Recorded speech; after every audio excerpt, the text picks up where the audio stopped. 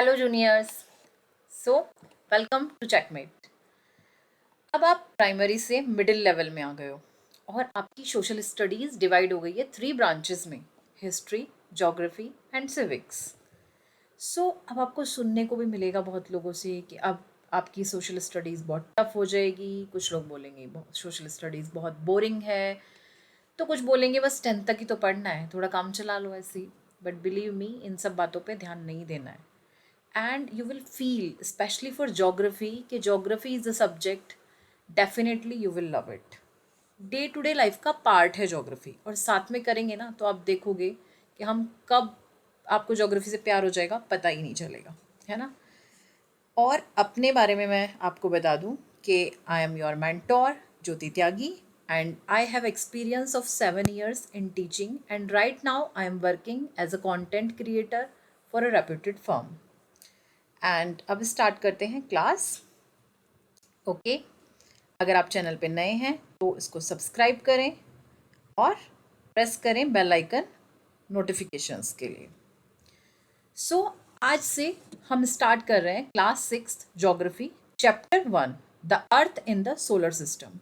और अगर ये वीडियो कुछ एस्पिरेंट्स भी देख रहे हैं जो कि प्रिपेयर कर रहे हैं गवर्नमेंट एग्जाम्स के लिए, तो मैं उनको एक मैसेज दे दूं कि हम इस चैप्टर पे ऑलरेडी एक पीडीएफ वीडियो बना चुके हैं जो कि word to word, line to line है।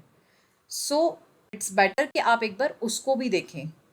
एंड ये स्पेशली मैंने किड्स के लिए डिज़ाइन की है, अपने जूनियर्स के लिए डिज़ाइन की है, क्योंकि उन्हें हम रंगों से दूर नहीं कर सकते। स्टार्ट करते हैं अपना chapter, the earth in the solar system.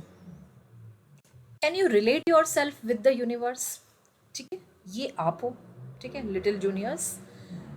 Sorry कि यहाँ अभी आपको फीमेल ही दिख रही है, लिटिल जूनियर्स भी हैं यहाँ पर, मेल्स फीमेल्स दोनों। ये आप हो, ये हमारी प्यारी सी अर्थ है, ठीक है। ये अर्थ पार्ट है सोलर सिस्टम का, और सोलर सिस्टम खुद पार्ट है मिल्की वे गैलेक्सी का, और मिल्की वे गैलेक्सी पार्ट है यूनिवर्स का। कंफ्यूज नहीं होना कि ये मैम ने कितनी सारी चेन बना दी, चंदू के चाचा चंदू की चाची टाइप। बस सिंपल सा आपको याद रखना है कि ये हम जहाँ अर्थ पे रहते हैं, अर्थ एक पार्ट है सोलर सिस्टम का, ठीक है। अभी पहले हम अपनी अर्थ के बारे में पढ़ते हैं, ठीक है, अर्थ के बारे में समझते हैं। अर्थ क्या है? अर्थ थर्ड नियरेस्ट प्लैनेट टू सन, यानी अर्थ और सन के बीच में 2 और प्लैनेट हैं, एंड आई होप कि आपको पता होगा, है ना, मरकरी एंड वीनस। जैसे ही हम सन से चलते हैं, सन के बाद फर्स्ट प्लैनेट आता है मरकरी, देन आता है वीनस, और थर्ड नियरेस्ट प्लैनेट है क्या? हमारी अर्थ। अगर हम साइज़ की बात करते हैं तो साइज़ में हमारा जो प्लैनेट है अर्थ, वो 5th नंबर पे आता है, यानी डिस्टेंस में अगर बात करते हैं तो वो 3rd पर है। अगर हम साइज़ में बात करते हैं तो वो 5th पर है।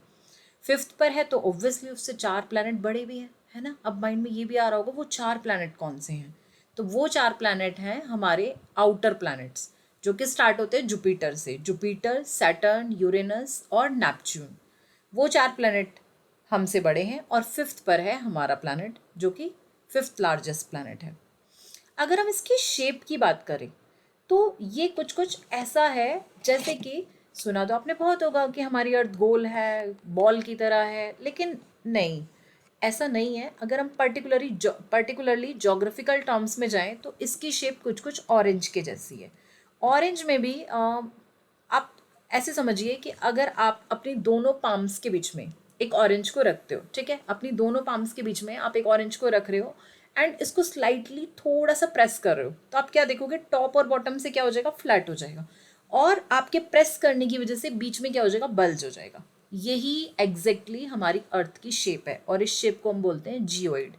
It means it's slightly flatten at the poles, यानी टॉप और बॉटम से ये थोड़ी सी फ्लैट है, बॉल की तरह नहीं है, और बीच में क्या है? बल्ज है, and this shape is called geoid. This is the important word, geoid. This is the shape of our earth. Okay, clear? So why earth is called a unique planet? इतना तो आपको पता ही है ना कि हमारी अर्थ पर ही लाइफ पॉसिबल है, ऑब्वियसली अर्थ एक यूनिक प्लैनेट है। फिर ऐसा है कैसे? मतलब conditions favourable to support life are probably found only on earth, ये इसलिए यूनिक प्लैनेट है। और और क्या क्या कैरेक्टरिस्टिक्स हैं जो इसे एक यूनिक प्लैनेट बनाती हैं या कंडीशंस फेवरेबल बनाती हैं टू सपोर्ट लाइफ? वो क्या है? Earth is neither too hot nor too cold, ना तो बहुत ज़्यादा गर्म है, क्योंकि देखो हमारी अर्थ एक ऐसी बेल्ट में आ जाती है कि ना तो वो सन के बहुत ज़्यादा पास है और ना ही वो सन से बहुत ज़्यादा दूर है, क्योंकि अगर वो पास होता तो क्या हो जाता, बहुत ज़्यादा हॉट हो जाता, मरकरी और वीनस जैसे हैं। अगर वो बहुत ज़्यादा दूर होता तो वो यूरेनस, नेपच्यून, सैटर्न के जैसे कोल्ड हो जाता। तो हमारा अर्थ क्या है, एक सेफ बेल्ट में आ जाता है, ना ज़्यादा कोल्ड है ना ज़्यादा हॉट है। It has water and air, obviously ये आपको पता है बेसिक नेसेसिटीज़ हैं, है ना। अगर वाटर नहीं होगा, एयर नहीं होगा तो क्या होगा, एसेंशियल, क्योंकि ये है बहुत ज़्यादा लाइफ के लिए, सर्वाइवल के लिए। तो हमारी अर्थ पर वाटर भी है, एयर भी है। And the air has life supporting gas like oxygen, जो कि आपको पता ही है सब ह्यूमन बींग्स के लिए मोस्ट इम्पॉर्टेंट है ऑक्सीजन। तो वो भी हमारी अर्थ पर है। And because of these reasons earth is called a unique planet. So ये क्लियर है कि अर्थ यूनिक प्लैनेट है। और अर्थ यूनिक प्लैनेट किन वजह से है? क्योंकि ये सारी जो कंडीशंस हैं ये पॉसिबल करती हैं यहाँ पर लाइफ को, है ना। तो इसीलिए हमारा जो अर्थ है वो एक यूनिक प्लैनेट है। Now come to next slide and this is our earth. ये हमारी प्यारी सी अर्थ है। अब आप ये जो ग्रीन पार्ट देख रहे हो ये इसका लैंड पार्ट है, और जो ये आप ब्लू पार्ट देख रहे हो ये क्या है, हाइड्रोस्फीयर है ना, पानी वाला पार्ट है। सो आप देखोगे ना, मतलब आप तो कैसे गूगल करके ही देखोगे, जो ऊपर एस्ट्रोनॉट्स जाते हैं और जब वो देखते हैं ना स्काई से, तो हमारी अर्थ ब्लू दिखती है। रीज़न क्या है? रीज़न ये है क्योंकि earth appears blue because its 2/3 surface is covered by water. यानी कि हम ऐसे कह सकते हैं कि सपोज दैट आपके पास 3 पेजेस हैं, 3 पेजेस में से 2 पेजेस पर आप समझो कि वाटर है, और एक पेज उस पर क्या है, लैंड है। यानी 2/3 यानी 3 पार्ट में से 2 पार्ट्स पर वाटर है। और इसीलिए जब ऊपर स्पेस से अर्थ को देखते हैं ना एस्ट्रोनॉट्स, तो अर्थ कैसी दिखती है, ब्लू ब्लू दिखती है। वो गाना है ना, ब्लू आज ब्लू है पानी पानी, क्योंकि पानी कैसा दिखता है, ऊपर से ब्लू दिखता है। आप एयरक्राफ्ट में भी बैठ के जाओगे ना, तभी भी आप देखोगे कि कैसा दिखता है, जो वाटर है वो ब्लू ब्लू दिखता है। तो इसीलिए क्योंकि 2/3 पार्ट पर वाटर है तो अर्थ कैसा दिखता है, blue planet. So this is the reason why our earth is called a blue planet. Now we come to next slide. और ये क्या है, प्यारा सा मून, हमारे चंदा मामा। चंदा मामा के बारे में तो आप बचपन से सुनते ही आ रहे हो ना, है ना। चंदा मामा दूर के, चंदा मामा के बारे में, चंदा मामा कितने इंपॉर्टेंट हैं हमारी अर्थ के लिए, ये तो आपको समझाने की ज़रूरत ही नहीं है। इसलिए हम उनको क्या बोलते हैं, बडी, बडी ऑफ द अर्थ, या फिर चंदा मामा, या फिर कंपेनियन ऑफ द अर्थ, कुछ भी आप कहो। The earth has only one satellite and that is the moon. Yes, so moon क्या है, मून हमारी अर्थ की ओनली सैटेलाइट है and that is natural satellite of the earth. अब क्वेश्चन आ रहा होगा माइंड में, सैटेलाइट क्या है, मैम ने ये तो बताया ही नहीं। तो चलो पहले बात करते हैं सैटेलाइट की। सैटेलाइट क्या होता है, देखो जैसे आपको पता है जो हमारे प्लैनेट्स हैं वो सोलर सिस्टम में क्या कर रहे हैं, सोलर सिस्टम में सन के चारों तरफ राउंड लगा रहे हैं, है ना। सन के चारों तरफ राउंड लगा रहे हैं अपनी अपनी ऑर्बिट्स में। तो जैसे कि प्लैनेट्स सन के चारों तरफ राउंड लगाते हैं, ऐसे ही जो सैटेलाइट है वो प्लैनेट के चारों तरफ राउंड लगाते हैं। तो जिस भी प्लैनेट का जो सैटेलाइट है वो उस प्लैनेट के चारों तरफ क्या लगाएगा, राउंड लगाएगा, यानी वो उस प्लैनेट के गोल गोल घूमेगा। Okay, so in short, we can say a satellite is a celestial body that moves around the planets in the same way as the planets move around the sun. अब अगर satellite natural हैं तो obviously manmade भी होती होंगी। Yes, manmade भी होती हैं। ये जो मून है ये हमारी नेचुरल सैटेलाइट है। जैसे हमारी अर्थ की नेचुरल सैटेलाइट है वैसे ही और प्लैनेट्स के भी नेचुरल सैटेलाइट हैं और इनको हम मून कहते हैं। अच्छा, लेकिन द पॉइंट इज कि मरकरी और वीनस दो प्लैनेट्स ऐसे हैं सोलर सिस्टम में जिनका कोई सैटेलाइट नहीं है, नेचुरल सैटेलाइट, यानी कहें हम उनके पास कोई चंदा मामा नहीं है। ठीक है, अर्थ के पास एक चंदा मामा है और मार्स के पास 2 चंदा मामा है। और आपको पता है कि एक प्लैनेट जो कि सैटर्न है उसके पास 82 चंदा मामा है। यस, सो वहाँ पर मम्मी को वेट नहीं करना होता होगा चंदा मामा के लिए, वहाँ बहुत सारे चंदा मामा है। सो सैटेलाइट से, अब आप सैटेलाइट समझे, सैटेलाइट नेचुरल सैटेलाइट और फिर क्योंकि ह्यूमन मेड सैटेलाइट भी होती हैं। अब ये ह्यूमन मेड सैटेलाइट क्यों होती है और ये कौन बनाते हैं? ये बनाते हैं हमारे साइंटिस्ट। ह्यूमन मेड सैटेलाइट्स जो होती हैं वो एक आर्टिफिशियल बॉडी होती हैं। क्यों बनाई जाती हैं साइंटिस्ट के द्वारा? क्योंकि वो गैदर करते हैं इंफॉर्मेशन अबाउट द स्पेस। और जो हम कम्युनिकेशन कर पा रहे हैं, या मैं आपकी मतलब मेरी अगर मैं कहूँ मैं आपसे कनेक्ट कर पा रही हूँ, वो कैसे कर पा रही हूँ? वो थ्रू सैटेलाइट्स ही हम पॉसिबल हो रहा है। या फिर हम मोबाइल फ़ोन्स जो पॉसिबल हो रहा है, ये सब जो हम टीवी देख रहे हैं, ये सब किस वजह से पॉसिबल हो पा रहा है? Through satellites. So human made satellites जो होती हैं वो designed by scientist to gather information about the universe और फॉर कम्युनिकेशन। ये रॉकेट के द्वारा प्लेस कर दी जाती हैं और फिर ये भी अपने ऑर्बिट में क्या करती हैं? अर्थ का राउंड लगाती हैं। इनमें से अगर हम कुछ ह्यूमन मेड सैटेलाइट की बात करें तो वो क्या है? जैसे INSAT, these are the example of human made satellite. INSAT, IRS, EDUSAT. और अब मुझे कौन बताएगा कि हमारी फर्स्ट सैटेलाइट कौन थी इंडिया की जो ह्यूमन मेड सैटेलाइट थी? यस यस, आई नो कईयों ने आंसर दे दिया होगा, है ना। हमारी सबसे जो फर्स्ट सैटेलाइट थी अर्थ की, वो आर्टिफिशियल सॉरी अर्थ की नहीं, हमारे इंडिया की जो फर्स्ट आर्टिफिशियल सैटेलाइट थी वो थी आर्यभट्ट। ओके, आर्यभट्ट जो कि एक फेमस मैथमेटिशियन थे, उनके नाम पर। सो यहाँ से सैटेलाइट क्लियर हुआ होगा। तो हमारी अर्थ की एक नेचुरल सैटेलाइट है, अगर नेचुरल की बात करें, that is the moon. Moons diameter is only 1/4 that of the earth. इससे हमें पता चलता है कि मून हमारे अर्थ से कितना छोटा है, यानी मून का जितना डायमीटर है दैट इज ओनली 1/4, या हम कहें 1/4, यानी अगर अर्थ का डायमीटर 4 है तो मून का डायमीटर 1 है। नाउ यू कैन कंपेयर कि मून कितना छोटा है। It is nearest to our planet than other celestial bodies. या फिर हम ये भी कह सकते हैं कि हमारे जो सबसे पास वाला पड़ोसी है ना, सबसे पास वाला, वो कौन है? वो मून ही है, क्योंकि ये नियरेस्ट सेलेस्टियल बॉडी है जो अर्थ के पास है। लेकिन नियरेस्ट होते हुए भी ये कितना दूर है हमसे? 3,84,400 किलोमीटर्स। यस।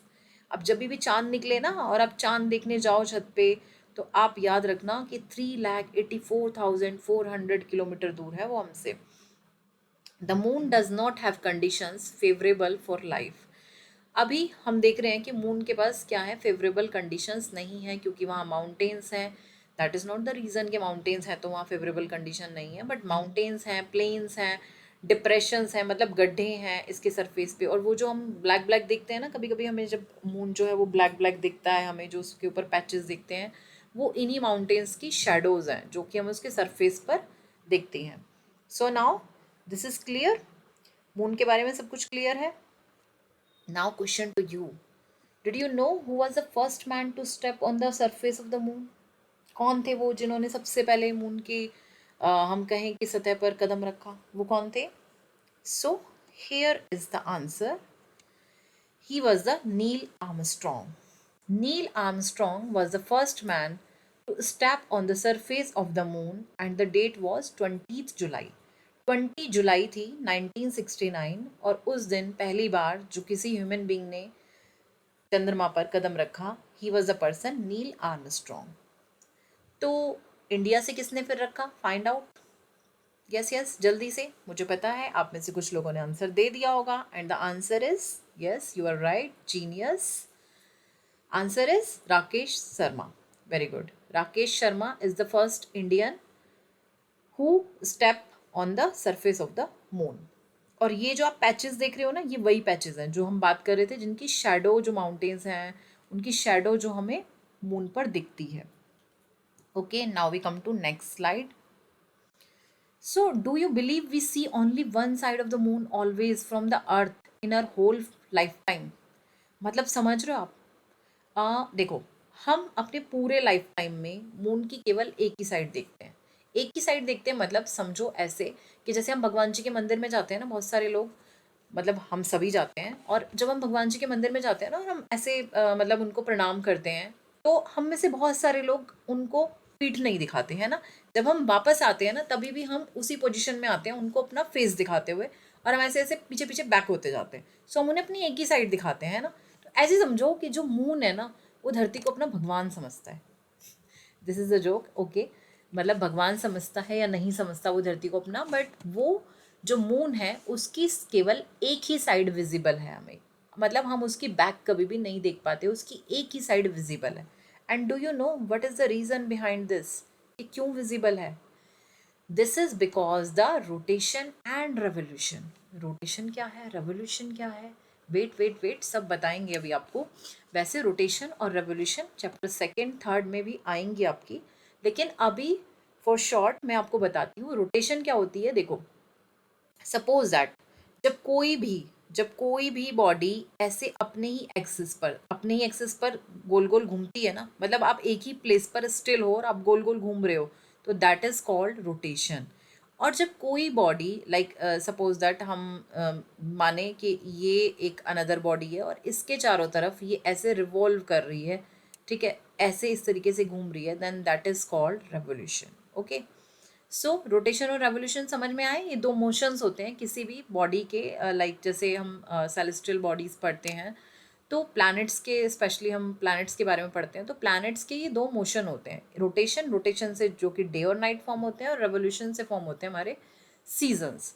तो इसी तरीके से रोटेशन और रेवोल्यूशन जो है मून के, उनकी वजह से जो हम हैं चांद की एक ही साइड देख पाते हैं। अब ऐसे कैसे?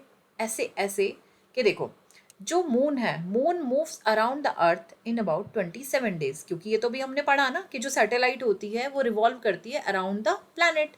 तो क्योंकि जो मून है वो हमारी अर्थ की नेचुरल सैटेलाइट है, सो वो रिवॉल्व करती है किसके अराउंड? अर्थ के अराउंड। और वो रिवॉल्व करती है, यानी वो एक अपना पूरा सर्कल अर्थ के चारों तरफ जो मून है वो 27 डेज में कंप्लीट कर लेता है, ठीक है। सो ये मून का क्या हो गया? रेवोल्यूशन पीरियड, ठीक है। अब क्योंकि मून अपने ही एक्सिस पर भी घूम रहा है, जैसे अर्थ भी अपने एक्सिस पर घूम रही है ना, जैसे डे और नाइट हो रहे हैं, ऐसे मून भी अपने एक्सिस पर घूम रहा है, तो the moon takes 27 days to complete one spin on its axis. यानी अब हम गए तो मून का देखो, जैसे कि अब हमारी जब अर्थ घूमती है, ठीक है, हमारी अर्थ कैसे घूमती है? हमारी अर्थ तो सन के चारों तरफ घूमती है, और जब सन के चारों तरफ घूमती है हमारी अर्थ, तो वो कितने डेज में कंप्लीट करती है? एक रेवोल्यूशन, यस, जो हमारा एक साल का पीरियड है, यानी 365 डेज 6 आवर्स। डिटेल में हम पढ़ेंगे इसके बारे में सेकेंड चैप्टर में। तो 365 डेज 6 आवर्स में हमारी अर्थ एक रेवोल्यूशन पीरियड अपना पूरा करती है। इसी तरीके से जो मून का रेवोल्यूशन पीरियड है वो है 27 डेज। और अर्थ जो कि अपना एक रोटेशन पीरियड कंप्लीट करती है कितने आवर्स में? 24 आवर्स में। 24 आवर्स का डे होता है ना हमारा एक कंप्लीट, जो पूरा डे का स्पैन है। तो ये जो मून है ये 27 डेज में कंप्लीट करता है वही अपना जो स्पिन है।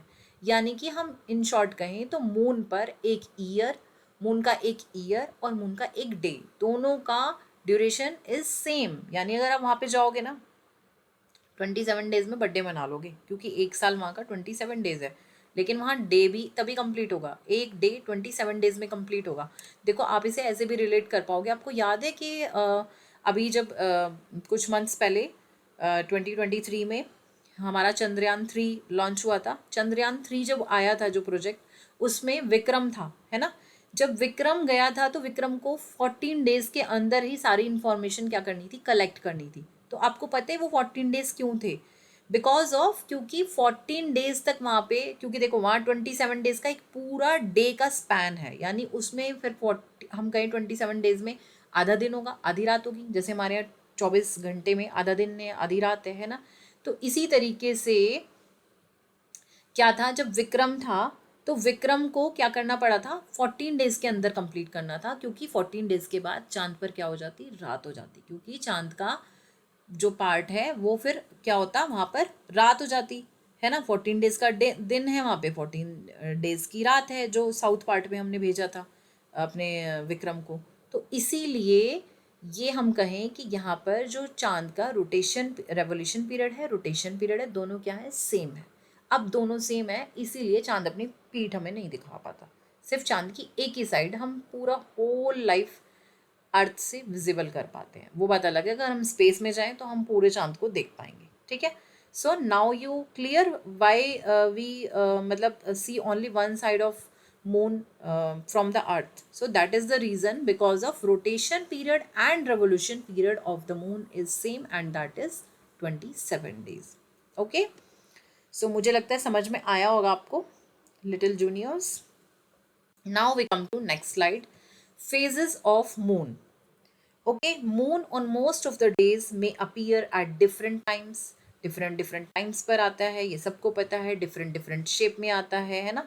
कभी पूरा पूरा ऐसे सर्कल होता है, कभी कैसा होता है हाफ होता है, कभी ऐसे क्रीसेंट वाली शेप में होता है, यूं उस तरीके से. ठीक है, तो डिफरेंट शेप में होता है, डिफरेंट पोजीशन में होता है. इनको हम फेजेस ऑफ क्या बोलते हैं, मून बोलते हैं. हमारे लिए अभी मतलब आपकी क्लास में 6 में 2 फेजेस ही ज़्यादा इंपॉर्टेंट हैं. दैट इज़ फुल मून, जिसको हम क्या बोलते हैं, पूर्णिमा, है ना. मम्मी से सुना भी होगा ना, पूर्णिमा जिस दिन कंप्लीट मून निकलता है हमारा, एकदम पूरा सर्कल वाला. और न्यू मून, देखो जब मैं छोटी थी तो मैं तो बहुत कंफ्यूज थी इसमें कि न्यू मून मतलब मेरे को लगता था उस दिन तो कोई नया मून निकलता होगा, but that is actually opposite. New moon means no moon. New moon means no moon, yes, वो होती है अमावस्या. ठीक है, यानी जिस दिन कोई भी मून नहीं होता. और ऑन न्यू मून यानी जिस दिन कोई भी मून नहीं होता, we can watch the night sky at its best. Yes, क्यों? क्योंकि देखो जब कोई भी मून नहीं होगा, सबसे पहले तो ये चीज़ माइंड में एक वो कर लो कि लाइट जो है वो सिर्फ कहाँ से आ रही है, सन से आ रही है, स्टार्स से आ रही है. ना प्लैनेट्स की कोई लाइट है, ना ही मून की कोई लाइट है. मून की लाइट तुम्हें दिखती होगी बट वो ओनली रिफ्लेक्शन है. रिफ्लेक्शन ऐसी है जैसे कि आप अपने मोबाइल की टॉर्च मारो किसी शीशे पे, तो शीशे की लाइट नहीं है, वो आपकी मोबाइल की टॉर्च की लाइट है.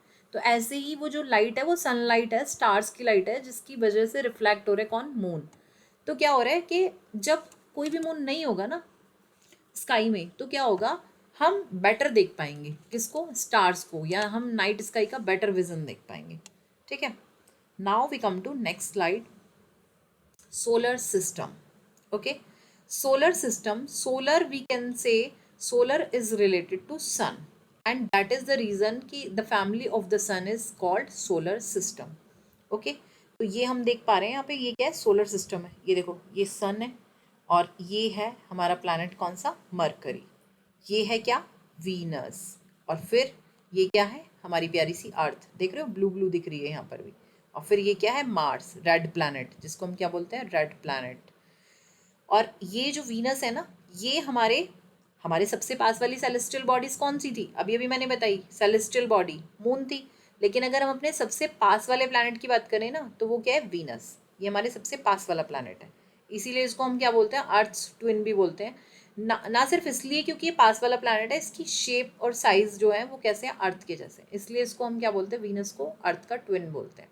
तो ये हमारे 1 2 3 4, ये हमारे 4 के 4 प्लैनेट्स क्या हो गए, इनर प्लैनेट्स.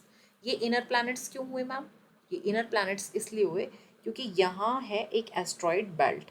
तो एस्ट्रॉइड बेल्ट के इधर वाले चारों प्लैनेट्स को हम एक तरफ डिवाइड कर देते हैं, एस्ट्रॉइड बेल्ट के इधर वाले चारों प्लैनेट्स को हम एक तरफ डिवाइड कर देते हैं. It means there are 8 planets, total 8 planets in the solar system. अब ये जो 4 प्लैनेट हैं ये हुए हमारे इनर प्लैनेट्स, इनको हम रॉकी प्लैनेट्स भी बोलते हैं. रॉकी इसलिए क्योंकि इनका जो सरफेस है वो क्या है, हार्ड है, रॉक्स से बना हुआ है. ठीक है, अगर हम कंपेयर करें इन वाले प्लैनेट्स से, तो ये चारों क्या हैं, ये हैं आउटर प्लैनेट्स. और ये चारों प्लैनेट्स किससे बने हुए, गैस से बने हुए हैं. यानी इनका सरफेस रॉक्स से नहीं बना हुआ है, हार्ड नहीं है, तो इसलिए हम इनको गैस जाइंट भी बोलते हैं. ठीक है, और ऐसे ही इन वाले प्लैनेट्स को हम टेरेस्ट्रियल प्लैनेट्स भी बोलते हैं, जबकि इन वाले प्लैनेट्स को हम क्या बोलते हैं, जोवियन प्लैनेट्स. ठीक है, ये टेरेस्ट्रियल प्लैनेट्स, ये जोवियन प्लैनेट्स. ओके, ये चारों प्लैनेट्स के नाम अब आप बताओगे मुझे जल्दी से. ये चारों प्लैनेट्स कौन से हैं, सबसे बड़ा प्लैनेट जो दिख रहा है ना आपको सोलर सिस्टम का, ये है जुपिटर. एंड देन सैटर्न, जिसके सबसे ज़्यादा मून थे, अभी पढ़ा था ना हमने, इसके सबसे ज़्यादा मून है. और फिर ये क्या है, यूरेनस. और सबसे जो दूर वाला प्लैनेट है वो है नेपच्यून. अब खुद से सोचो, ये जो इनकी ये दिखाई दे रहा है, देखो ये क्या कर रहे हैं, ये सन के भी रिवॉल्व कर रहे हैं, और ये खुद ही अपने ही एक्सिस पर भी घूम रहे हैं, है ना. जब अपने एक्सिस पर घूम रहे हैं ये, तो वो क्या हो रहा है, डे और नाइट फॉर्म हो रहे हैं. अगले चैप्टर में हम डे नाइट और ये मोशंस जो हैं अर्थ मतलब प्लैनेट्स के, इनको और अच्छे से पढ़ेंगे. अभी इसमें क्या है देखो, कि ये जो है ये इनकी ऑर्बिट है, जिस पर कि ये क्या कर रहे हैं, रिवॉल्व कर रहे हैं. अब ऑब्वियसली जो पास में है वो जल्दी कंप्लीट कर रहा होगा सर्कल, है ना, उसका सर्कल क्योंकि छोटा है, और जो दूर है वो अपना सर्कल देर में कंप्लीट करेगा, उसका सर्कल बड़ा है, यानी उसका ईयर बड़ा होगा, है ना. यही तो सर्कल जो कंप्लीट करते, यही ड्यूरेशन तो ईयर है, जो कि हमारे जो अर्थ है वो कंप्लीट कितने में करती है ये पूरा का पूरा सर्कल? देखो ये जो पूरा सर्कल है अर्थ को पूरा करने में ऐसे समय लगता है कितना, 365 डेज 6 आवर्स, है ना? तभी हमारा जो एक ईयर है वो 365 डेज का होता है ना? अब ये मैं सोचना वो 6 आवर्स कहाँ गए, अब वो 6 आवर्स कहाँ गए ये हम आपको बताएंगे सेकेंड थर्ड चैप्टर में, सारी चीज़ें फर्स्ट चैप्टर में थोड़ी ना बताएंगे, है ना? ठीक है, सो चलें अपनी नेक्स्ट स्लाइड पे, और नेक्स्ट स्लाइड इज सन। सो सन क्या है? Head of the solar family है। अभी तक हमने किसके बारे में पढ़ा था? अभी तक हमने पढ़ा था अपनी अर्थ के बारे में, है ना? अर्थ के बाद हमने पढ़ा अर्थ किसका पार्ट है? सोलर सिस्टम का। अब सोलर सिस्टम के बारे में पढ़ेंगे तो सबसे पहले हमें किसके बारे में पढ़ना पड़ेगा? Head of the solar family, and that is sun. देख रहे हो ये बर्निंग सा gas giant. So the sun is the center of the solar system. It is huge and made up of extremely hot gases. इतना huge है आप अंदाजा लगाओ कि कम से कम 109 अर्थ को मिला दे तब जाके एक सन बनेगा, इतना बड़ा है सन हमसे, और एक्सट्रीमली हॉट गैसेस से बना है। उसकी जो हीट है उससे आप अंदाज़ा लगा ही सकते हो। और वो कौन कौन सी मेन गैसेस हैं जो सन जिनसे बना है? वो है hydrogen and helium. The sun is the ultimate source of heat and light for the solar system. अब अगर हम पूरे सोलर सिस्टम की बात करें तो उसके लिए जो अल्टीमेट सोर्स है हीट और लाइट का वो कौन है? Solar system. सारे प्लैनेट्स को हीट और लाइट किससे मिलती है? सन से मिलती है। It is our nearest star. Yes, yes, it is our nearest star. जब मुझे पहली बार पता चला था ना तो मुझे भी लगा था हाँ ये कैसे? Yes, sun is our nearest star. तो फिर मैम सन तो सन है, फिर सन और स्टार में क्या फ़र्क है? फिर हम उनको स्टार क्यों कहते हैं, इसको सन क्यों कहते हैं? वेट वेट वेट बताती हूँ। देखो जो सन है वो भी स्टार है, और जो बाकी आप नाइट स्काई में देख रहे हो ना स्टार्स, वो उन्हीं की तरह एक स्टार है। तो फिर इतना डिफरेंस क्यों है ना? वो स्टार तो हमें बिल्कुल अलग लग रहे हैं, सन हमें बिल्कुल अलग लग रहा है। क्यों? देखो सपोज दैट आप गली में खड़े हो, ठीक है, मतलब आप गली में खड़े हो और कोई 10th फ्लोर या 20th फ्लोर की एक बिल्डिंग है। तो सपोज दैट के सन आपके जो सन है मतलब सन चाचू हैं ऐसे समझिए, वो सेकंड या थर्ड फ्लोर पर है, ठीक है, और ये जो बाकी के सारे स्टार हैं ना ये 20th फ्लोर पे खड़े हैं। तो अब आप इमेजिन करो आपको सन क्या लगेगा? सन कैसा लगेगा आपको? सन आपको थोड़ा बड़ा लगेगा ना, और जो 20th फ्लोर पर होगा ना वो आपको बहुत छोटा लगेगा, है ना? दूर से चीज़ें छोटी लगती हैं, एयरप्लेन में बैठ के भी देखते हो आप, या आप ऐसे रोड पे खड़े हो और मैंने बोला आप ऐसे इमेजिन करो 20th फ्लोर पे जो खड़ा है कोई भी ऑब्जेक्ट है वो आपको बहुत छोटा लगेगा। सो that is the reason actually जो सन है वो भी स्टार है, बट सन हमारे नियरेस्ट स्टार है। यस, सन हमारे नियरेस्ट स्टार है, और वो जो बाकी के स्टार है ना वो हमसे बहुत बहुत दूर है, इसीलिए हम उनकी जो हीट है ना वो फील नहीं कर पाते। अदरवाइज वो भी सन के जैसे ही हॉट है, और सन के जैसे ही उनमें लाइट है, बट इसीलिए हम उनकी लाइट कम फील कर पाते हैं, उनकी हीट कम फील कर पाते हैं, बिकॉज ऑफ वो हमसे बहुत दूर है, और हम सन की हीट और लाइट इसलिए फील कर पाते हैं क्योंकि सन हमारे नियरेस्ट स्टार है। ओके, और नियरेस्ट होके भी वो हमसे कितना दूर है? 150 मिलियन किलोमीटर। यस, तो जब नेक्स्ट टाइम अब ना बालकनी में आप टॉवल सुखाने जाओगे ना तो याद रखना ये जो सनलाइट है ना कितनी दूर से आ रही है हमारे पास, कितनी दूर से आ रही है? 150 million kilometre. Yes, this is the geography actually, है ना? मैंने कहा था ना ज्योग्राफी पढ़ने वाला सब्जेक्ट है ही नहीं। Geography is is a part of day to day life. जब आप ज्योग्राफी को फील करोगे ना तो चारों तरफ आपको ज्योग्राफी ज्योग्राफी दिखाई देगी, और बिलीव मी ज्योग्राफी ना ऐसा लगेगा ही नहीं। अब आप खुद ही बताओ, मम्मी का बर्थडे याद करते हो क्या, या पापा का बर्थडे याद करते हो? खुद से ऐसे याद रहता है ना? तो जब आप ये फील करोगे ना, ओहो ये सनलाइट हमारे पास इतनी दूर से आ रही है 150 मिलियन, तो आपको कभी याद नहीं करना पड़ेगा कि अच्छा सन हमसे कितना दूर है या चांद हमसे कितना दूर है, 3,84,400 किलोमीटर। धीरे धीरे सब आ जाएगा, है ना? डोंट टेक टेंशन, साथ में है करेंगे सब मिलके। सो सन हमसे कितना दूर है? 150 million kilometre. And do you know जो लाइट ट्रेवल्स, जो लाइट की स्पीड है, लाइट की स्पीड होती है कितनी? 3 लाख किलोमीटर पर सेकेंड। लाइट की स्पीड होती है 3 लाख किलोमीटर पर सेकेंड। तो अब अगर सन हमसे 150 मिलियन किलोमीटर दूर है तो हम ये कैलकुलेट कर सकते हैं कि जो सनलाइट है उससे हमारी अर्थ पे आने में कितना टाइम लगेगा, क्योंकि ऊपर हम क्या रखेंगे? ऊपर हम रखेंगे डिस्टेंस, है ना, 150, और नीचे हम क्या रखेंगे? ये स्पीड 3 लाख। तो फिर हमारा क्या निकल आएगा? टाइम निकल आएगा 8 मिनट। तो यानी सनलाइट को हमारे पास आने में 8 मिनट लगते हैं, ठीक है। Now we come to next slide, that is planets, that is about planets. क्योंकि अभी देखो हमने किसके बारे में शुरुआत की पढ़ने की, सोलर सिस्टम के बारे में, अर्थ के बारे में हमने पढ़ा, अर्थ के बॉडी के बारे में हमने पढ़ा, और फिर हमने पढ़ा सोलर सिस्टम के बारे में शुरू किया। तो सोलर सिस्टम में हमने किसके बारे में पढ़ा, head of the family that is sun. और अब हम पढ़ेंगे बाकी प्लैनेट्स के बारे में, बाकी प्लैनेट्स के बारे में जो कि हमने अभी अभी देखा भी था। सन से डिस्टेंस अगर हम देखें, डिस्टेंस से अगर हम सन से देखें और उनको ऑर्डर में रखें, तो सबसे जो फर्स्ट है वो मरकरी है ना। देन फिर क्या था, वीनस था, जिसको हमने अर्थ की ट्विन भी बताया था, है ना, क्योंकि शेप और साइज उसका ऑलमोस्ट कैसा है, अर्थ की जैसा है, और वो नियरेस्ट भी है अर्थ के। और फिर थर्ड क्या है, हमारी प्यारी सी अर्थ, जो कि ब्लू है, और it appears blue because of इसका जो 2/3 पार्ट है that is covered with water, है ना। और मार्स, जो कि ये रेड प्लैनेट आपको दिख रहा है ना, ये 4 प्लैनेट। उसके बाद एस्ट्रॉइड बेल्ट थी यहाँ पर, और फिर क्या था, biggest planet of the solar system, and that is Jupiter. फिर उसके बाद था सैटर्न, जिसके पास सबसे ज़्यादा चंदा मामा है ना। और उसके बाद यूरेनस, एंड देन लास्ट जो है वो नेपच्यून है, ठीक है। आप इनको ऐसे भी याद कर सकते हो, my very efficient mother just served us nuts और नूडल्स, है ना। नूडल्स पसंद होंगे, खाना मत, लेकिन अच्छे नहीं होते बिल्कुल भी। मंथ में एक बार तो चलेगा, वो तो मैं भी खाती हूँ। सो M for Mercury, V for Venus, E for Earth, M for Mars, J for Jupiter, S for Saturn, और J for ज्योति मैम भी है, Jyoti ma'am, yes. U for Uranus and N for Neptune. So अभी आप total कितने planet पढ़ते हो, अभी आप टोटल प्लैनेट पढ़ते हो 8। अभी हमारे सोलर सिस्टम में 8 प्लैनेट है, बट जब मैं आपकी क्लास में थी ना, 6th क्लास में, तो हमने पढ़े थे 9th प्लैनेट। तो अब आप सोचोगे मैम फिर एक प्लैनेट कहाँ चला गया, बताते हैं वो भी अभी कहाँ गया। सो पहले हम पढ़ते हैं, ये हमने 8 प्लैनेट्स पढ़े अकॉर्डिंग जो है सन से डिस्टेंस के अकॉर्डिंग। अब हम पढ़ते हैं एक्चुअल में प्लैनेट्स हैं क्या।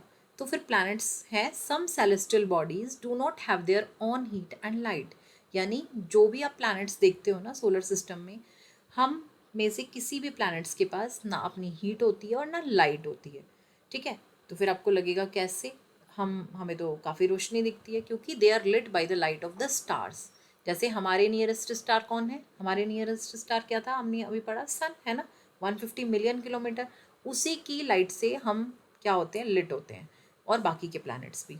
सो सम celestial bodies do not have their own heat and light, they are lit by the light of stars. Such bodies are called planets.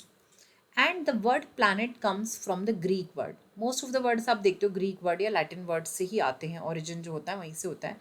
And ये ग्रीक वर्ड प्लैनेटाइज से आया है, विच मीन्स वांडरर्स। वांडरर्स क्यों, क्योंकि देखो ancient time में क्या था ना, जब लोग देखते थे ना अर्थ से देखते थे, तो उनको ऐसे दिखता था कि भाई जो स्टार्स हैं वो तो ऑलमोस्ट क्या है, अपनी जगह पर थोड़ा थोड़ा स्टिल हैं, लेकिन कुछ ऐसी सेलेस्टियल बॉडीज उनको दिखती थी कि जो क्या कर रही हैं, ऐसे ऐसे राउंड लगा रही हैं, ऐसे ऐसे राउंड लगा रही है, रिवॉल्व कर रही हैं।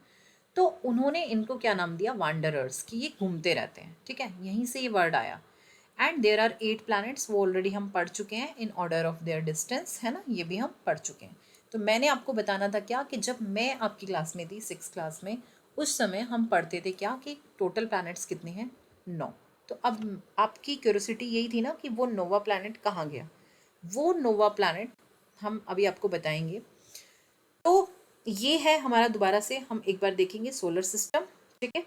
सोलर सिस्टम में ये हमारा सन, और ये जो मैंने अभी भी आपको बताया था ना, उनका एक पाथ होता है, जिस पाथ पर वो क्या करते हैं, रिवॉल्व करते हैं। क्योंकि ऐसे नहीं है वो ये बोलते हैं चलो भाई आज मैं तेरी गली में आ जाता हूँ, कल तू मेरी गली में, ऐसे तो पूरा सिस्टम बिगड़ जाएगा ना। तो सबकी अपनी अपनी गली फिक्स है एक तरीके से, ठीक है, यानी सबका अपना अपना पाथ फिक्स है। और we can say the planets of the solar system move around the sun in a fixed path, and these paths are called orbits, ठीक है। हर एक पाथ, हर एक प्लैनेट की क्या है, अपनी ऑर्बिट है, ठीक है। ये जो आप देख रहे हो ना, और जैसे ये मरकरी की है, ठीक है, और उसके बाद ये क्या है, ये वीनस की है, ये अर्थ की है, और सबके पास, सबके साथ ना एक एक नंबर भी लिखा हुआ है, ये उनका सन से डिस्टेंस लिखा हुआ है। देखो अर्थ के पास लिखा है ना 150, क्योंकि हमारी अर्थ कितना दूर थी, 150 मिलियन किलोमीटर, ठीक है। सो यहाँ पर हर एक प्लैनेट का एक क्या दिया हुआ है, 1 ऑर्बिट अराउंड सन, यानी वो उसका ईयर कितने का होता है, यानी वो एक जो ऑर्बिट है वो कितने डेज में कंप्लीट करता है, यानी वहाँ की जो ईयर की ड्यूरेशन है वो कितनी है। और 1 स्पिन, यानी वो अपने ही एक्सिस पर कितने टाइम में घूमता है, यानी वहाँ डे का हम कहें डे का ड्यूरेशन क्या है। देखो जैसे हम मरकरी पे गए, तो मरकरी पे अगर आप जाओगे तो 88 डेज में आपका बर्थडे बन जाएगा। वैसे इट इज़ नॉट पॉसिबल कि आप मरकरी पे जा पाओ, सर्वाइव कर पाओ, बहुत ज़्यादा हॉट है वहाँ पर, ठीक है। लेकिन फिर भी हॉटेस्ट प्लैनेट कौन है, वीनस, ठीक है। ये भी हम बाद में बताएंगे हॉटेस्ट प्लैनेट वीनस क्यों है, ये आप खुद सर्च करोगे कि मरकरी सबसे पास में है, फिर वो हॉटेस्ट प्लैनेट क्यों नहीं है अगर वीनस है, ठीक है। सो और अगर हम देखें 1 ऑर्बिट अराउंड सन, तो ये वीनस का है 1 ऑर्बिट अराउंड सन, यानी यहाँ पर वीनस का जो एक ईयर का ड्यूरेशन है वो क्या है, 255 डेज। जैसे अर्थ का हम क्या कहें, एक ईयर का ड्यूरेशन कितना है, 365 डेज और 6 आवर्स, लिखा नहीं है, मतलब कंप्लीट राउंड अबाउट सबका लिखा है। तो अब हम देखिए 1 स्पिन ऑन एक्सिस, यानी अगर हम देखें वीनस इतना धीमी गति से अपने एक्सिस पर मूव करता है कि उसका एक दिन, यानी कि वो अगर हम देखें 243 डेज अर्थ के हो जाएंगे जब वहाँ पर सिर्फ एक डे का ड्यूरेशन कंप्लीट होगा। मतलब आप समझ लो, अगर देखो जैसे कि हमारी अर्थ क्या है, हमारी अर्थ, ये हमारी अर्थ है, ये अपने ही एक्सिस पर जो घूमती है ना वो 24 आवर्स में कंप्लीट कर लेती है। लेकिन जो वीनस है ना, वीनस ये अपने ही एक्सिस पर घूमने में कितना टाइम ले लेता है, अर्थ के 243 डेज, यानी अगर आप अर्थ पर यहाँ पर एक दिन कंप्लीट होगा तब, लेकिन जब आप वापस आओगे ना तो अर्थ पे तब तक 243 डेज कंप्लीट हो चुके होंगे। समझ में आ रहा है, ये जो एक्सिस वाला है ना ये होता है किसी भी प्लैनेट का वहाँ का डे का स्पैन, और ये जो सन के अराउंड होता है ये होता है उसका ईयर, ठीक है। तो ये बहुत इंटरेस्टिंग लगने वाला है आपको, ऐसा नहीं है इसे याद करने में ना बहुत ज़्यादा ऐसे टाइम लगेगा, क्योंकि देखो आप देखो यहाँ 1 ऑर्बिट अराउंड सन 164 साल, यस, क्योंकि देखो मैंने बताया था ना आपको, ये जो सन के सबसे पास वाला है इसका सर्कल छोटा है, तो ऑब्वियसली ये 88 डेज में कंप्लीट कर रहा है, देखो पूरा एक, है ना। और क्योंकि नेपच्यून सबसे दूर है, इसका ऑर्बिट सबसे बड़ा है, तो ये इसको पूरा करने में एक एक कंप्लीट राउंड करने में 164 ईयर्स लगते हैं। यानी यहाँ पे अगर अपना जाओगे ना कभी बर्थडे नहीं मना पाओगे, 164 ईयर्स जीना पड़ेगा बर्थडे मनाने के लिए। ठीक है, ऐसे करके याद करो, ऐसे करके पढ़ोगे तो बहुत इंटरेस्टिंग लगेगा। अब यहाँ जाओगे तो यहाँ एक दिन 243 डेज में कंप्लीट होगा, जबकि सबसे फास्टेस्ट दिन पता है कहाँ पे होता है, जुपिटर पे। देखो सबसे फास्टेस्ट होता है यहाँ पे 9 घंटे 56 मिनट का दिन है, यानी 9 घंटे 56 मिनट में पूरा एक दिन कंप्लीट, ठीक है। सो इट इज़ क्लियर। और ये रिंग देख रहे हो, ये रिंग क्या है, अब ये रिंग से मतलब वो वाली रिंग मत समझ लेना, रिंग सेरेमनी वाली रिंग। ये रिंग कौन सी है, ये रिंग डेब्रीज से बनी है, ठीक है। और ये रिंग जुपिटर, सैटर्न और यूरेनस, इन तीनों के चारों तरफ पाई जाती हैं ऐसी रिंग्स, है ना। ऐसे क्वेश्चन भी आता है कि वो कौन से 3 प्लैनेट हैं जिनके चारों तरफ क्या है, रिंग्स हैं, तो that is Jupiter, Saturn and Uranus, ठीक है। इनके चारों तरफ होती है, और ये किससे बनी है, डेब्रीज, मतलब जो डेब्रीज हैं उनसे बनी है, ठीक है। और ऑर्बिट हम पढ़ ही चुके हैं, ऑर्बिट क्या है, वो पाथ्स हैं, फिक्स्ड पाथ हैं जिनके अराउंड जो प्लैनेट्स हैं वो रिवॉल्व करते हैं, okay. So here is a surprise for you, yes this is quiz time. So जल्दी से रेडी, रेडी फॉर क्विज, और आपको अपना स्कोर भी लिखना है ना, ऑनेस्टली, ठीक है। जल्दी जल्दी से अपना क्विज अटेम्प्ट करो, मैं तब तक पानी पीती हूँ।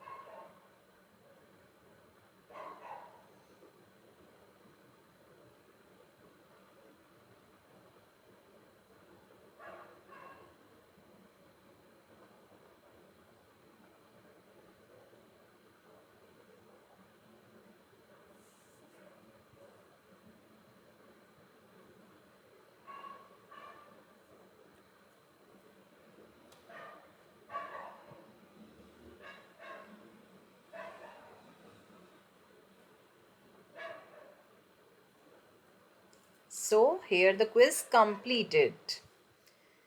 किस किस का स्कोर क्या रहा, सब कमेंट बॉक्स में लिखेंगे, कमेंट बॉक्स में नहीं भी लिखेंगे तो क्लियरली अपना अपना स्कोर देखेंगे और उसके बाद अगर अच्छा स्कोर नहीं रहा है तो कोई बात नहीं, एक दिन में थोड़ी ना जीनियस बनते हैं, दोबारा से पढ़ लेना, है ना, कोई बात नहीं।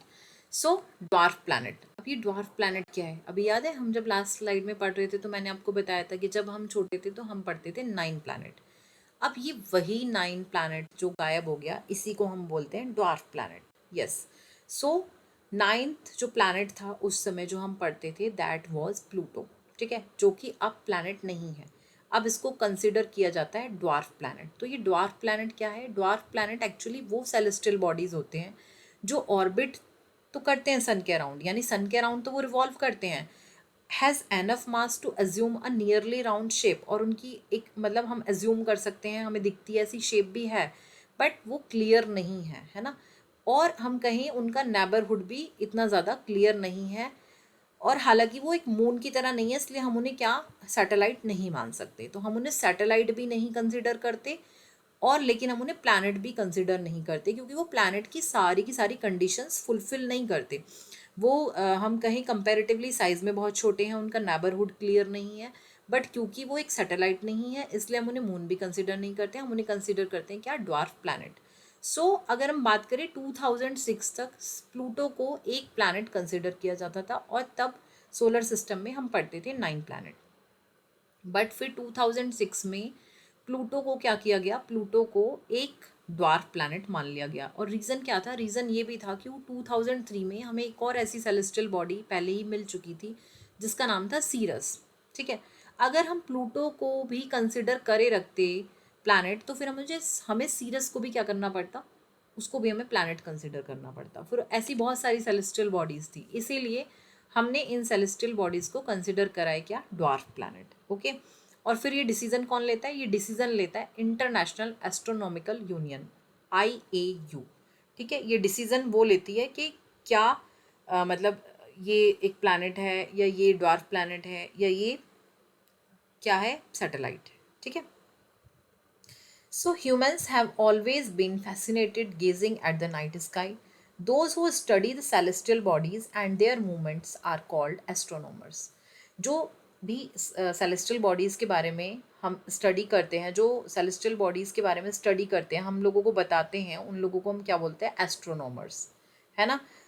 और जो स्पेस में जाते हैं उनको हम क्या बोलते हैं? एस्ट्रोनॉट, है ना। और जो हमें फ्यूचर बताते हैं उनको हम बोलते हैं astrologers. So Aryabhatta was a famous astronomer of ancient India.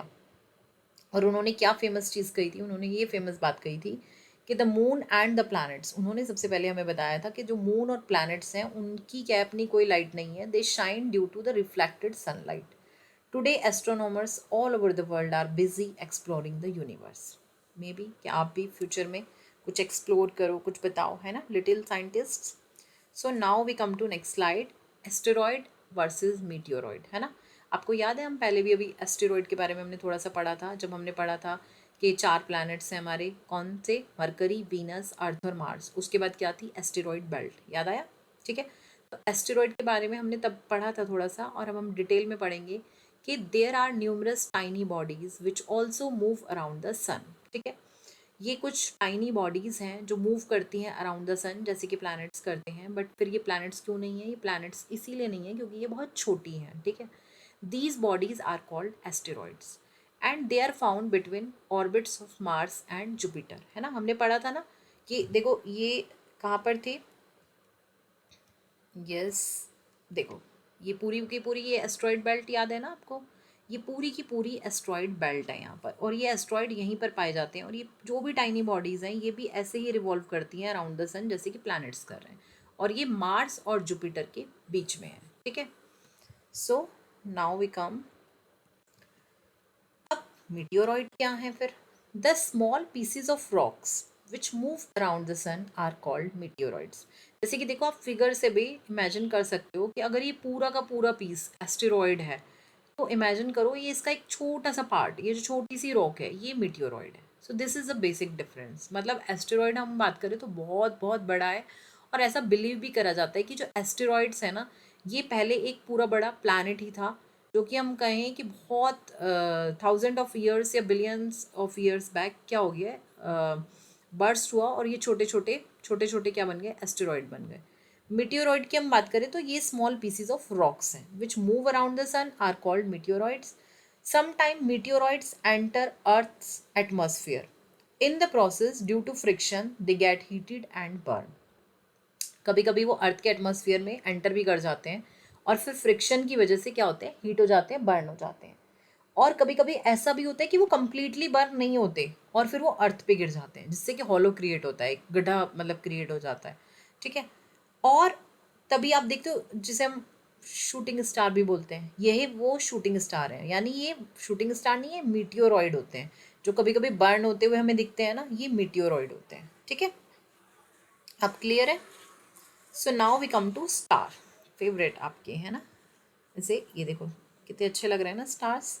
Some celestial bodies are very big and hot, they are made up of gases, they have their own heat and light which they emit in large amount. These celestial bodies are called stars. है ना, हमने अभी पढ़ा भी था ना star के बारे में कि सन भी क्या है, एक स्टार है। बहुत बड़े होते हैं, जैसे हमने सन के बारे में पढ़ा कि सन कम से कम 109 अर्थ को मिला दिया जाए तो इतना बड़ा एक सन है, ठीक है। तो 10 some celestial bodies are very big and hot, gases से बने होते हैं, जैसे सन के बारे में भी हमने पढ़ा हाइड्रोजन हीलियम से बना है। They have their own heat and light, क्योंकि प्लैनेट्स की तो नहीं होती, they lit by the light of the stars. So light किसकी होती है, स्टार्स की। They have their own heat and light which they emit in large amount and these celestial bodies are called stars. Countless twinkling stars in the night sky are like sun, but we do not feel their heat and light, जो कि हमने अभी reason पढ़ा था, because of they are very far from us, है ना। और जबकि सन क्या है, वो नियरेस्ट है, इसलिए हम फील कर पाते हैं उसकी हीट एंड लाइट, क्योंकि वो हमारे नियरेस्ट स्टार है। Okay, so this is the time to experiment. Yes, एक टॉर्च ले लो, टॉर्च नहीं है तो एक काम करो, मोबाइल ले लो, ठीक है। अब आप देखोगे मोबाइल का फ्लैश ऑन करो। जब आप मोबाइल का फ्लैश ऑन करोगे ना और कमरे में ऑलरेडी 2-3 लाइट आपके ऑन है, तो आप देखोगे उसकी लाइट आपको ठीक से नहीं दिखेगी। जो फ्लैश फ्लैश की लाइट है वो उतनी ज़्यादा आपको नहीं फील होएगी, है ना। अब क्या करो, अब आप कमरे की सारी लाइट ऑफ करो, ठीक है। अब जैसे आप रूम की सारी लाइट्स ऑफ कर दोगे ना, तो आप देखोगे जब आप फ्लैश ऑन करोगे तो इट्स कम्प्लीटली विजिबल, बहुत अच्छे से आपको दिखेगा वो flash. So it is the experiment. अब ये एक्सपेरिमेंट क्यों है, ये एक्सपेरिमेंट इसलिए है क्योंकि जब हम छोटे थे तो हम क्या समझते थे, हम ये समझते थे, क्योंकि मम्मी ऐसे बताती थी कि भाई अब सूरज सोने गया है तो रात हो गई है, और फिर जब चंदा मामा सोने जाते हैं तो क्या होती है, सुबह हो जाती है, क्योंकि फिर सन आ जाते हैं। बट ऐसा कुछ है नहीं है, ठीक है, कोई सोने नहीं जाता, सिर्फ हम ही सोने जाते हैं। तो मतलब ये कि नाइट स्काई डे टाइम में भी वैसे ही होता है, बिल्कुल वैसे ही स्टार्स वहीं पर होते हैं, तो फिर वो हमें दिखते क्यों नहीं है। Why can't we see the moon and all tiny objects during day time, so that is the reason. जो अभी हमने यहाँ अभी एक्सपेरिमेंट करा ना, दैट इज़ द रीज़न। क्योंकि ब्राइट लाइट ऑफ सन है ना, bright light of sun does not allow us to see all these bright objects of the night sky. वो होते वहीं पर हैं, सन भी वहीं होता है, स्टार्स भी वहीं होते हैं, बट क्योंकि सन हमारे नियरेस्ट स्टार है, सन की लाइट उतनी ज़्यादा है, जैसे कि मैंने बताया अभी 2-3 लाइट्स रूम की, मतलब सोचो आप शादी में हो किसी और आपने देखा वहाँ इतनी सारी लाइट्स ऑन होती हैं, तो आपके मोबाइल का एक फ्लैश ना दिख भी नहीं रहा होता। जब आप ऐसे अंधेरे में जाके किसी का फोटो लेते हो ना, एकदम से दिखता है फ्लैश। सो दैट इज़ क्योंकि जब ब्राइट लाइट ऑफ सन है ना, that doesn't allow us to see these bright objects of the night sky. Okay, is it clear? So now we come to constellations. So ये constellations क्या है और ये दीदी कौन है? देखो, ये दीदी देख रही है नॉर्थ स्टार को, ठीक है। अब ये नॉर्थ स्टार को देख रहे हैं, वैसे दीदी तो नहीं लग रही, तुम्हारी साइज़ की लग रही है ना। सो ये वन ऑफ योर बडी है, ऐसे समझो।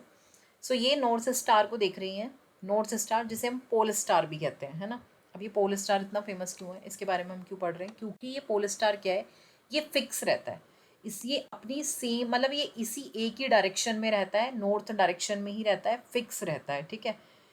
तो इसीलिए एंशियंट टाइम में क्या थे लोग, उनके पास जीपीएस थोड़ी ना होता था हम लोगों की तरह, तो वो क्या करते थे, उनको जब कोई डायरेक्शन फाइंड आउट करनी होती थी तो वो रात में इस स्टार को देख के पता लगा लेते थे। जब वो इस स्टार को देखते थे तो उन्हें पता होता था कि ये साइड फिर क्या है, नॉर्थ है, तो इसके इधर क्या है, फिर साउथ है, इस तरीके से करके, ठीक है। क्योंकि उनके पास जीपीएस नहीं था ना। अब आप सोचोगे कि फिर ये चम्मच जैसा क्या दिख रहा है मैम, तो ये चम्मच जैसा जो दिख रहा है ना, यही तो कॉन्स्टलेशन है। तो ये कॉन्स्टलेशन क्या है? अब देखो, जो वेरियस पैटर्न्स हैं formed by different group of stars, these are called constellation. अरे भाई आप ऐसे सोचो ना, अब आप मान लिया कौन है, चिंटू मिंटू, ठीक है, चिंटू मिंटू आप क्लास में हो, और एक और है आपका दोस्त सोहन, ठीक है, अभी मेरे को ऐसे ही नाम याद आ रहे हैं, ठीक है एक अग्रिम है, ठीक है। तो आप इस तरीके के आप 3-4 बच्चे हो और आप अपना ऐसे कोई कोई ग्रुप बनाते हो ना, ऐसे अल्फा बीटा वटेवर, तो ऐसे आप अपना ग्रुप बना लेते हो। अब ऐसे ही स्टार का भी मन कर रहा है, तो क्या होता है, जब ग्रुप ऑफ स्टार्स मिलता है और कुछ ऐसे पैटर्न बना के वो अपना एक ग्रुप बना लेते हैं, तो उनको हम क्या बोलते हैं? Constellation. So this is constellation. कुछ ऐसा नहीं है, बस थोड़े से ऐसे ग्रुप ऑफ स्टार्स मिल जाते हैं और कुछ वेरियस पैटर्न बना लेते हैं, उसको हम क्या बोलते हैं? कॉन्स्टलेशन। और जैसे ये जो कॉन्स्टलेशन हम देख रहे हैं ना, ये स्पून जैसी, ये क्या है? सप्तऋषि। देखो 7 इसमें स्टार दिखेंगे, 1 2 3 4 5 6 7। So it is Saptarishi and it is the part of Ursa Major constellation. मतलब एक और बड़ी कॉन्स्टलेशन है, उसका नाम है, इसको उर्सा मेजर भी बोलते हैं, कहीं पर अर्सा मेजर भी बोलते हैं। So I am not sure about it, कुछ भी बोल लो। सो उर्सा मेजर या बिग बियर, ठीक है, इस ये भी एक कॉन्स्टलेशन है और इसी कॉन्स्टलेशन का पार्ट है क्या? सप्तऋषि। ये भी एक 7 ग्रुप्स ऑफ स्टार है, ठीक है। सो मैंने जैसे बताया, एंशियंट टाइम में क्या करते थे लोग? नॉर्थ स्टार या पोल स्टार की हेल्प से फाइंड आउट करते थे डायरेक्शन को, क्योंकि ये सेम ही डायरेक्शन में ऑलवेज रहता है, नॉर्थ में। Okay, now we come to galaxy. याद है हमने पढ़ा था स्टार्टिंग वाली स्लाइड में, है ना, कि डू यू कनेक्ट, कहाँ कहाँ पे पढ़ा था? रुको एक बार जल्दी से आते हैं, इतना आपको कंफ्यूज नहीं करेंगे। यस, सो यस, याद है, ये तुम थे और ये हमारी प्यारी सी अर्थ, ठीक है। और जब हमारी प्यारी सी अर्थ थी, फिर उस अर्थ, जो अर्थ है वो पार्ट है किसका? सोलर सिस्टम का। और जो सोलर सिस्टम है, अब वो पार्ट है किसका? मिल्की वे गैलेक्सी का। और मिल्की वे गैलेक्सी खुद पार्ट है किसका? यूनिवर्स का। तो अभी हमारा गैलेक्सी पढ़ना रहता था ना, याद है? गैलेक्सी क्या है ये? सो यही गैलेक्सी है। अब जो हम पढ़ेंगे, तब आप रिलेट कर पाओगे चीज़ों को कि हम कितने छोटे से हैं। सो a galaxy is a huge system of billions of stars and clouds of dust and gases. Okay. Galaxy क्या है? Galaxy is a huge system of billions of stars. ये जो आप सन देख रहे हो ना, हमारा सन देख रहे हो, बाकी के स्टार्स देख रहे हो, और ये पूरा सोलर सिस्टम देख रहे हो, क्लाउड्स ऑफ डस्ट गैसेस, ये पूरा का पूरा एक क्या कहलाता है? गैलेक्सी, ठीक है। और हमारा जो सोलर सिस्टम है, ये पार्ट किसका है? ये मिल्की वे गैलेक्सी का पार्ट है। यानी ऐसे ऐसे जाने पता नहीं कितने सोलर सिस्टम है उस मिल्की वे गैलेक्सी में। और जैसे कि हमारा जो सन है वो main head of the our solar system है, तो ऐसे पता नहीं और कितने स्टार हैं जो कि उनके हेड हैं उन सोलर सिस्टम्स के, ठीक है। सो गैलेक्सी हम कहें तो सोलर सिस्टम एक छोटा पार्ट है। सोलर सिस्टम पता नहीं ऐसे कितने सोलर सिस्टम्स को मिला के क्या बनता है? एक गैलेक्सी बनता है, क्योंकि गैलेक्सी के अंदर क्या है? Huge system of billions of stars, clouds of dust and gases. And now come the universe. There are millions of such galaxies that make the universe. Yes, अब इमेजिन कर सकते हो, इनफैक्ट मैं कहूँगी इमेजिन नहीं कर सकते हो। यस, हम इमेजिन नहीं कर सकते। Even scientist are not in the position to imagine कि how much universe is big. क्योंकि आप देखो, there are millions of such galaxies. जो हम देख रहे हैं ना, एक हमारा सोलर सिस्टम है जो कि पार्ट है मिल्की वे गैलेक्सी का, ऐसी पता नहीं कितनी सारी गैलेक्सी हैं, और ऐसी पता नहीं कितनी सारी गैलेक्सीज को मिला के क्या बना है? यूनिवर्स बना है। So we can not imagine. और ये जो आप देख रहे हो ना, ये फिगर में ये पार्ट, ये जो फिगर है, ये किसकी है? मिल्की वे गैलेक्सी की, ठीक है। ये एक इस तरीके से ब्राइट लाइट सी दिखती है, या हम कहें रिवर ऑफ लाइट दिखती है, जिसको हम बोलते हैं मिल्की वे गैलेक्सी, जिसका पार्ट है हमारा कौन? Solar system. Okay, so I hope आपको आज की क्लास अच्छी लगी होगी। ओके, सो मिलते हैं अपनी नेक्स्ट क्लास में। Till then take care.